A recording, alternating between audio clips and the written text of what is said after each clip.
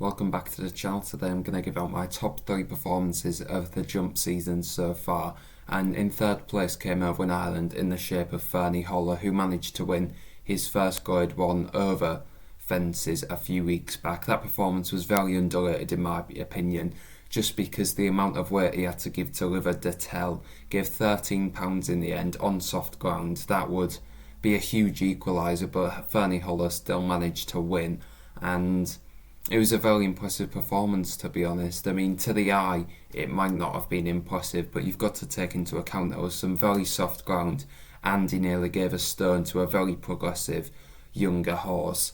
And this horse has great form going back. You'll remember it winning a champion bumper, beat Appreciate It. Not many horses have managed that.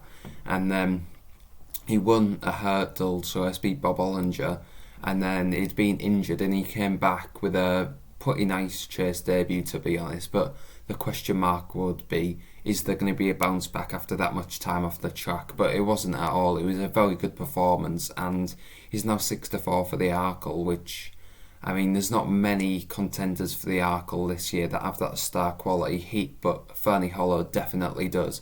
Edward Stone is one that would pose the biggest threat, but this is the deserving favourite for the Arkle.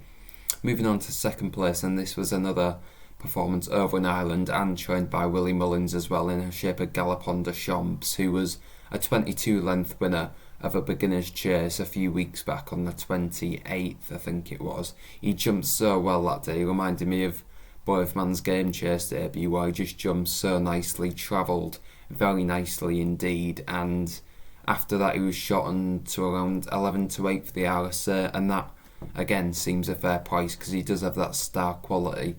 You'll remember him back to winning the Martin Pipe at Cheltenham earlier on in the year. Then he followed that up with a grade 1 in Punchestown, but he did look like one that would definitely improve for chasing, and he has done so far. It'd be very exciting to see maybe if he's out at the Dublin Racing Festival taking on some better horses, but he is a high class horse, no doubt, and he certainly has some engine the way he just powered away from his flailing opponents that day. Moving on to the performance of the season, and I don't think many people would agree with me in this, but it has to be Shishkin in the Desert Orchid for me. He won that by 10 lengths.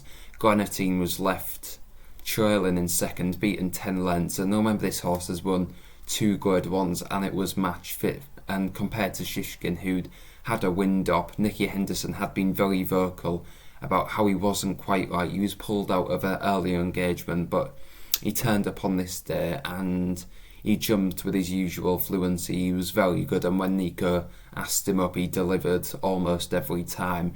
He always does hit that flat spot at some point in his race, which would be a concern if you're watching it live, but he always does pick up after that, and he stays the 2 miles very strongly. There were all the horses were quite close together coming into the home straight, but by the end they were spread out by a long way. He was a 10 length winner, and Nico didn't have to get too serious with him after the last. So that was my top 3 performances of the season. I'd love to hear yours in the comments below, and thanks for watching.